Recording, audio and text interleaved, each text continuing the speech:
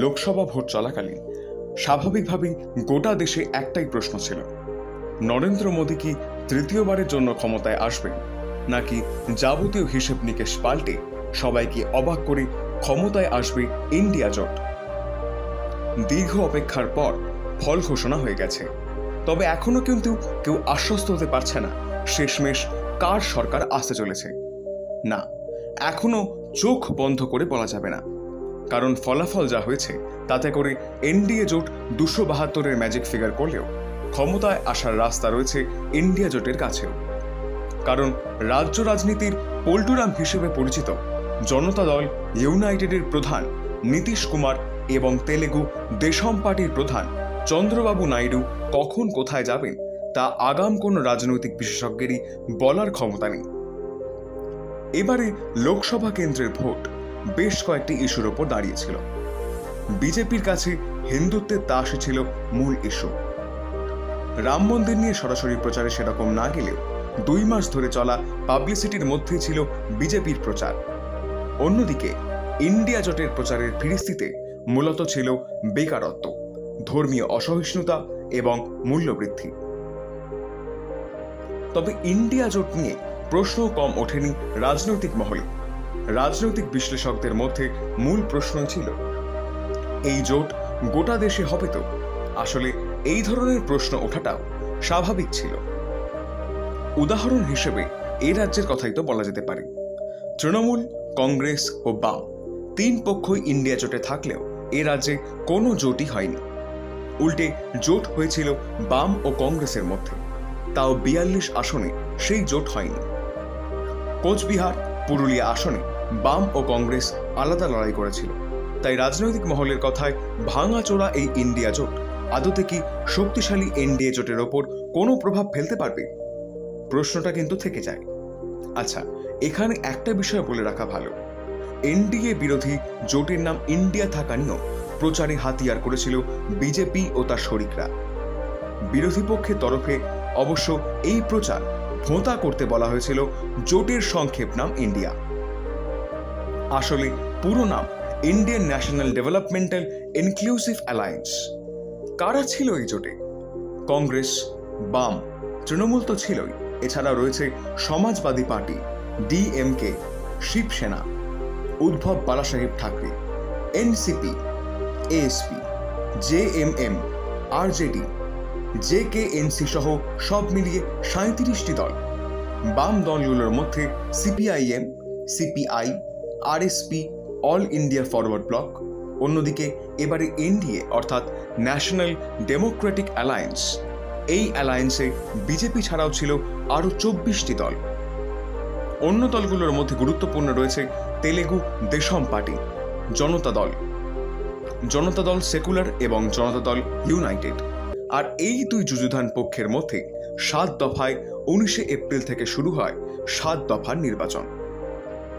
একের পর এক পর্যায়ে যত এগিয়েছে বিজেপির তরফে আপ কি বার 400 পার এর স্বর চড়াও হয়েছে।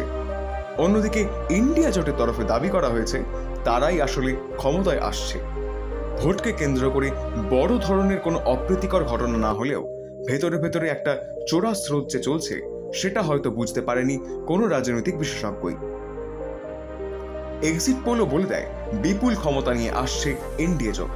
তবে স্বভাবে শান্ত কংগ্রেসের মুখ রাহুল গান্ধীর এক্সিট পোল নিয়ে একটাই বার্তা ছিল, সিধু মুসেওয়ালার 295 শুনেছেন, অর্থাৎ ইন্ডিয়া জোট ক্ষমতায় আসছে 295 আসন নিয়ে। না, রাহুল গান্ধীর ভবিষ্যৎবাণী মেলেনি আপ কি বার 400 পার। তবে রাহুল গান্ধী যে এখন মোদীকে ছাপিয়ে বর্তমানে চর্চার মূল কারণ, সেটা নিয়ে কিন্তু কোনো সন্দেহ নেই। রায়বেরেলি ও ওয়ানেডা 2 আসনে এসে বিপুল ভোটে জয়ী হয়েছে। ইন্ডিয়া জোট থেমে গিয়েছে 232 সিটে। কংগ্রেস জিতেছে 99 আসনে, যা কল্পনাতেও ভাবতে পারেননি কোনো রাজনৈতিক বিশ্লেষককেও। একটা কথা এখানে বলে রাখা ভালো, 2019 সালে কংগ্রেস জিতেছিল মাত্র 52 সিটে, আর এনডিএ বিজেপির 400 পারের দর্পচূর্ণ হয়েছে। 294তে থেমে গিয়েছে এনডিএ জোট। গতবারের তুলনায় কমে গিয়েছে 61টি আসন।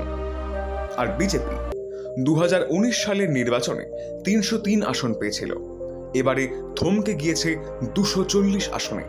হেরে গিয়েছেন স্মৃতি ইরানি, নিশীথ প্রামাণিক, অজয় মিশ্র, টেনির মতো গত কয়েক বছরে কেন্দ্রীয় সরকারের পরিচিত মুখগুলি। এখন আপনাদের মধ্যে প্রশ্ন হতে পারে, এনডিএ জোট 400 পার না করলেও 272-এর ম্যাজিক ফিগার তো পার করেই ফেলেছে। তাহলে সরকার গড়তে সমস্যা কোথায়? আসলে 294 সিটের মধ্যে তেলেগু দেশম পার্টি ও জনতা দল ইউনাইটেডের 28টি সিট রয়েছে। এর মধ্যে 12টি সিট রয়েছে জনতা দল ইউনাইটেড এর, 16টি সিট রয়েছে তেলেগু দেশম পার্টি। কিন্তু এদের নিয়ে এত ভয় কেন? নীতিশ কুমার কখন কাকে সমর্থন করবে তার কোনো নিশ্চয়তা নেই। অন্যদিকে তেলেগু দেশম পার্টি এনডিএ জোট থেকে একসময় বেরিয়ে গেছিল। ভোটের জন্য ফের এনডিএ জোটে এলেও তারা যে কোনো সময় যে বেরিয়ে যেতে পারে সেটা নিয়ে রাজনৈতিক মহলে চর্চা শেষ নেই। ইন্ডিয়া জোটের কাছেও যা বাড়তি অক্সিজেন যোগাযোগ করা হচ্ছে, তবে ইন্ডিয়া জোটের সমস্ত দল একসঙ্গে থাকবে কিনা তা নিয়েও কিন্তু প্রশ্ন থেকেই যায়। এই ধরনের কথা বলার কারণ রয়েছে, কারণ একটি ভাইরাল ছবি যেখানে দেখা গিয়েছে জনতা দল ইউনাইটেড প্রধান নীতিশ কুমার ও আরজেডির যুবরাজ তেজস্বী যাদব একই ফ্লাইটে দিল্লি যাচ্ছেন। একটা কথা মনে করিয়ে দেওয়া ভালো, আরজেডি ইন্ডিয়া জোটের সঙ্গে রয়েছে। এই ছবি পরবর্তীতে দেশের রাজনৈতিক পট পরিবর্তনে কোনো ভূমিকা নেয় কিনা সেটা অবশ্য পরে সময় বলবে। তবে এসবের মধ্যে একটা বিশ্লেষণ করাটা বিশেষভাবে প্রয়োজন। সেটা হলো হঠাৎ করে বিজেপির আসন কমে যাওয়ার কারণ কি। এই আলোচনা আরো প্রাসঙ্গিক হয়ে ওঠে যখন দেখা যায় বিজেপির গড় উত্তরপ্রদেশে মোট আসনের অর্ধেকও পায়নি বিজেপি। অর্থাৎ অযোধ্যা মডেলকে সামনে রেখে এই উত্তরপ্রদেশকেই দেশের সামনে তুলে ধরার চেষ্টা করেছিল বিজেপি সরকার। বিজেপি কর্মীদের কাছে আরো বেদনাদায়ক, খোদ রাম মন্দির যে লোকসভা কেন্দ্রের মধ্যে রয়েছে সেই আসনে বিজেপি প্রার্থী 54,000-এরও বেশি ভোটে পরাজিত হয়েছে। অথচ এমন ফল কেন? আসলে বিজেপি বিরোধী ভোট এবারে শুধু উত্তরপ্রদেশেই নয়, গোটা দেশেই নজরে পড়েছে। কৃষক আন্দোলন, কুস্তিগিরদের আন্দোলনের প্রভাবটাই আসলে বারে বারে বিদ্ধ করেছে এবারের লোকসভা কেন্দ্রে বিজেপির ফলাফলে। কৃষক আন্দোলনের প্রভাবে যে বিজেপি পাঞ্জাব থেকে এবারে নির্বাচনে সাফ হয়ে গিয়েছে সেটা আলাদা করে বলার কিছু নেই। বিজেপির সাফল্য বলতে রয়েছে মধ্যপ্রদেশ ও ছত্তিশগড়ের ফল। দক্ষিণ ভারতেও খুব একটা বেশি দাগ কাটতে পারেনি এনডিএ, যা পরিষ্কার হওয়ার পর রাহুল গান্ধীর পার্লামেন্টে দেওয়া একটি ভাষণ বারবার ভাইরাল হচ্ছে। রাহুল গান্ধীকে সেখানে বলতে শোনা যাচ্ছে, তামিলনাড়ুতে এনডিএ কোনোদিনই প্রভাব ফেলতে পারবে না। এসবের মধ্যে বাংলা নিয়ে আলাদা আলোচনা করতেই হয়। মোদী এবারে যখনই বাংলায় এসে জনসভা করেছেন, একটা কথাই বলেছেন, এবারের ভোট বাংলার ভোটের ফলে আলাদা ইঙ্গিত নিয়ে আসবে। বাংলার ভোটের ফল এবারে একটা ইঙ্গিতই নিয়ে এসেছে বটে, তবে সেটা এনডিএ জোটের পক্ষে নয়, ইন্ডিয়া জোটের পক্ষে।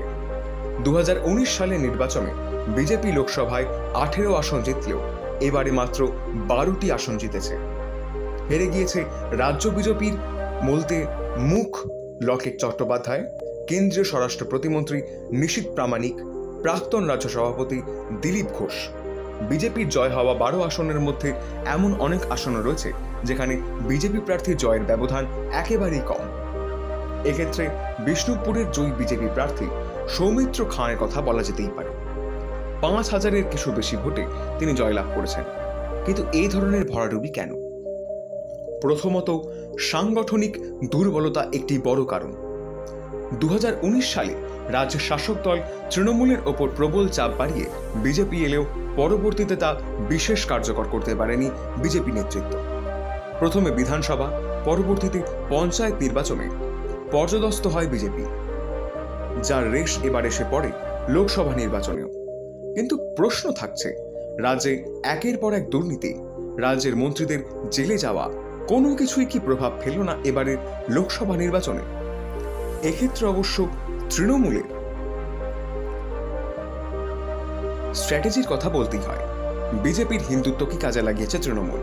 এক্ষেত্রে সংখ্যালঘু ভোটকে তারা একচেটিয়াভাবে নিজেদের দিকে টেনে নিয়েছে। মূলত বিধানসভা ভোটের সময় থেকেই এই স্ট্র্যাটেজি কাজে লাগিয়ে এসেছে তৃণমূল।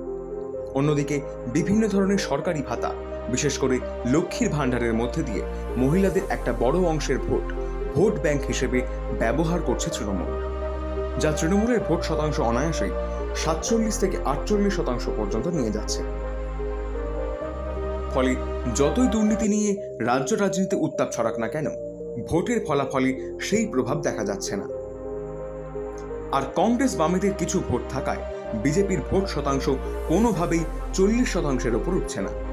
তবে উত্তরবঙ্গে নিজেদের গড় ধরে রেখেছে বিজেপি। গতবার 8টির মধ্যে 7টি আসন জিতলেও এবারে অবশ্য শুধুমাত্র একটি আসন হাতছাড়া হয়েছে।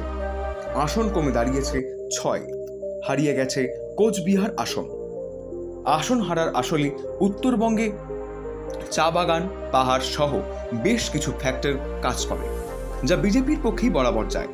আরো পরিষ্কার করে বলতে গেলে বিশেষ করে দার্জিলিং আসনের ফলাফল যখন যে রাজনৈতিক দল কেন্দ্রীয় সরকারে থাকে সেদিকেই ঝুঁকে থাকে। এ তো বোঝা গেল রাজ্যের রাজনৈতিক বিশ্লেষণ, কিন্তু প্রশ্ন থাকছে দেশে এমন ফল কেন? বিজেপির আসন কমে যাওয়ার কারণ কি? আসলে হিন্দুত্ববাদী দিয়ে যে শুধু ভোটের বৈতরণী পার করা যাবে না, সেটা এবারের লোকসভা নির্বাচনে সাধারণ মানুষের রায় ইঙ্গিত দিচ্ছে বিজেপিকে। গত 5 বছরে বিজেপি তরফে হিন্দুত্বকে তাস করা হয়েছে, কখনো সরাসরি, কখনো আবার আড়ালে। রাম মন্দির নিয়ে কখনো বিজেপি সরাসরি রাজনীতির দিকে যায়নি, তবে প্রধানমন্ত্রীকে সামনে রেখে যেখানে রাম মন্দিরের পাবলিসিটি হয়েছে তাতে আসলে হিন্দুত্ববাদী খোঁচাই দেওয়া হয়েছে। অন্যদিকে রাহুল গান্ধী বিভিন্ন সময় একটা বার্তায় দিয়ে গিয়েছেন, প্যার মোহব্বত কে দুকান, আর সেই বার্তাকে সামনে রেখেই ভারত জড়ো যাত্রা। আসলে বিজেপির তরফে যখনই হিন্দুত্ববাদী তাস খেলা হয়েছে, কংগ্রেসের তরফে তখনই ভালোবাসার বার্তা দেওয়া হয়েছে, যা ভারতবাসীর মনে যে জায়গা করে নিয়েছে সেটা বিজেপি নেতৃত্বের বুঝতেও কিছুটা অসুবিধা হয়েছে। সেই কারণে রাহুল গান্ধীর ভারত জড়ো যাত্রাকে প্রথম দিকে বিজেপি নেতৃত্ব বিশেষ গুরুত্ব দিতে না চাইলেও সময় যত এগিয়েছে বিজেপি নেতৃত্বে মাথা ব্যথার কারণ হয়ে দাঁড়িয়েছে এটি। আসলে এই নির্বাচন রাহুল গান্ধীর কাছেও ছিল অ্যাসিড টেস্ট। সোশ্যাল মিডিয়ায় একসময় হাসির পাত্র হয়ে ওঠা রাহুল গান্ধী আসলেও কোনোদিনও নেতা হয়ে উঠতে পারবে কিনা তা নিয়ে বিস্ময় প্রকাশ করত অনেকেই। তার নামও হয়ে দাঁড়িয়েছিল পাপ্পু, যা খুবই সুকৌশলে বিজেপি নেতৃত্ব ভারতবাসীর মধ্যে ঢুকিয়ে দেওয়ার চেষ্টা করেছিল। তবে বর্তমানে রাহুল গান্ধীকে পাপ্পু বলে আর কেউই যে কটূক্তি করার সাহস পাবে না সেটা পরিষ্কার। আসলে এই ভোটের নির্বাচন কংগ্রেস কর্মীদের কাছেও নতুন করে পুনর্জীবন ঘটালো। কিছুদিন আগেও কংগ্রেস কর্মীদের সঙ্গে কথা বলতে গেলে তারা বলতো জুন মাসের 4 তারিখ মানেই তো মন খারাপের দিন। আসলে বিজেপি বিরোধী হওয়াটাই তলে তলে বেশ ভালো গতিতেই যে চলছে সেটা কংগ্রেস কর্মীরাও বুঝে উঠতে পারেনি। এজন্য তারা মিডিয়ার বিজেপি হাইপের কথা বলে দায় এড়ালেও লড়াইটা যে এত তীব্র হয়ে উঠবে তা অতি বড় কংগ্রেসীদেরও বোঝা সম্ভব হয়নি। একেবারে হাল ছেড়ে বসা অনেক কর্মীরাই তাই এখন বলছে আর একটু যদি খাটা যেত তাহলে ম্যাজিক ফিগারের আরো বেশ অনেকটাই কাছে আসা যেত।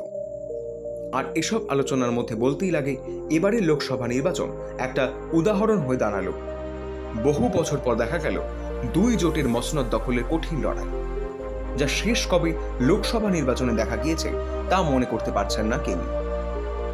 লড়াই এতটাই চিত্তাকর্ষক ছিল যে দেশবাসী টিভির পর্দা থেকে চোখ সরাতে পর্যন্ত পারেনি। আসলে দেশের সর্ববৃহৎ গণতন্ত্রে এটাই তো কাম্য। 2 পক্ষের মধ্যে লড়াই হবে, শক্তিশালী বিরোধী মসনদে বসবে। মসনদ শেষমেশ যেই দখল করুক না কেন, শক্তিশালী বিরোধী যে এবারে পার্লামেন্টে বসতে চলেছে সেটা পরিষ্কার। বিজেপির একার পক্ষে কোনো সিদ্ধান্ত নেওয়া সম্ভব হবে না। সিদ্ধান্ত নেওয়ার জন্য প্রয়োজন পড়বে শরিক দলগুলোর মতের উপর। ফলে শেষমেশ কোনো অঘটন না ঘটিয়ে এনডিএ সরকারি যদি ক্ষমতায় আসে তাহলে গতবারের মতন দেশবাসীকে অবাক করা সিদ্ধান্ত সেরকম নজরে পড়বে না, সেটা পরিষ্কার। আর একটা বিষয় পরিষ্কার, শুধু হিন্দুত্ববাদ দিয়ে আর দেশ পরিচালনা কিংবা ক্ষমতা দখল করা সম্ভব নয়। বেকারত্ব, মূল্যবৃদ্ধির ওপর অনেক বেশি কাজ করতে হবে, সম্মান দিতে হবে বিরোধী পক্ষকেও। আর যদি অঘটন ঘটিয়ে ইন্ডিয়া জোট ক্ষমতায় চলে আসে তাহলে প্রধান লক্ষ্য হবে 5 বছরের জন্য সরকার টিকিয়ে রাখা। কারণ এই জোটে সবচেয়ে বেশি আসন পাওয়া শক্তি কংগ্রেসের আসন সংখ্যা 99। ফলে গোটা জোটকে এক সূত্রে 5 বছরের জন্য গেঁথে রাখাটাই মূল উদ্দেশ্য হয়ে দাঁড়াবে। লড়াই হবে সমান সেই বেকারত্ব মূল্যবৃদ্ধির সঙ্গেও। এনডিএ জোট বিরোধী আসনে থাকলেও হবে যথেষ্ট শক্তিশালী। আর যদি এই বাংলার কথা বলা যায়, তাহলে 2 বছর পরেই হতে চলা বিধানসভা নির্বাচন বিজেপির কাছে কঠিন লড়াই হতে চলেছে। কারণ 29 আসন পেয়ে তৃণমূল কার্যত এখন অপ্রতিরোধ হয়ে উঠেছে। তাই কিভাবে মমতা অভিষেকের অপ্রতিরোধ জুটি আটকানো যায় তা রাজ্যের বিরোধী দল বিজেপিকে বুঝে উঠতে অনেকটাই রাজনৈতিক বিশ্লেষণ করতে হবে বলেই মনে করছেন বিশেষজ্ঞরা। কারণ শুধুমাত্র দুর্নীতি দিয়ে তৃণমূলের সঙ্গে লড়াই করা সম্ভব নয়, প্রয়োজন সংখ্যালঘু ভোট ব্যাংকের ওপর প্রভাব ফেলা। সেটা হিন্দুত্ববাদীর গন্ধ লাগা বিজেপির পক্ষে কতটা সম্ভব হয়ে উঠবে তা নিয়ে প্রশ্ন থেকেই যাচ্ছে। আর যদি বলা যায় কংগ্রেস ও বামফ্রন্টের কথা, এখনো অনেক লড়াই তাদের বাকি রয়েছে। দীপশিখা, সৃজনদের এখনো অনেক লড়াই করতে হবে। বাম সমর্থকদেরও শুধুমাত্র সোশ্যাল মিডিয়ায় আবদ্ধ থাকলে হবে না, পথে নেমে লড়াই করতে হবে। ভোট যাতে বিজেপি কিংবা তৃণমূলের দিকে না চলে যায় সেই ব্যাপারটাও সুনিশ্চিত করতে হবে বাম নেতাদের। তবে দেশে কংগ্রেসের পুনরুদ্ধার রাজ্যেও যে অক্সিজেন যোগাবে সেটা পরিষ্কার। তবে অধীর রঞ্জন চৌধুরীর পরাজয়ের ক্ষত কতটা কাটিয়ে ওঠা সম্ভব হবে সেটা সময়ই বলবে। আর এত গুরুগম্ভীর আলোচনা শেষে একটু কৌতুকের সুরে বলা যেতেই পারে, এবারে কিন্তু বাংলা থেকে নায়ক নায়িকার সাংসদ হিসেবে যাওয়ার সংখ্যা নিছক কম নয়। গতবার মিমি, নুসরাত, দেব, লকেট গেলেও এবারে কিন্তু লিস্টটা অনেকটাই বড়। পার্লামেন্টে যাচ্ছেন বহু চর্চিত সায়নী, দিদি নাম্বার 1 খ্যাত রচনা, জুন মালিয়া। দেব তো রয়েছেন, আর নায়ক না হলেও ইউসুফ পাঠানের কথা না বললেই নয়। অধীর রঞ্জন চৌধুরীকে হারানোর পর ইউসুফ পাঠান এখন কিন্তু জায়েন্ট কিলার বহরমপুরে আগামী 5 বছর কতটা কাজ করে সেদিকেই নজর শুধু রাজ্যের নয়, নজর থাকবে গোটা দেশবাসীরও।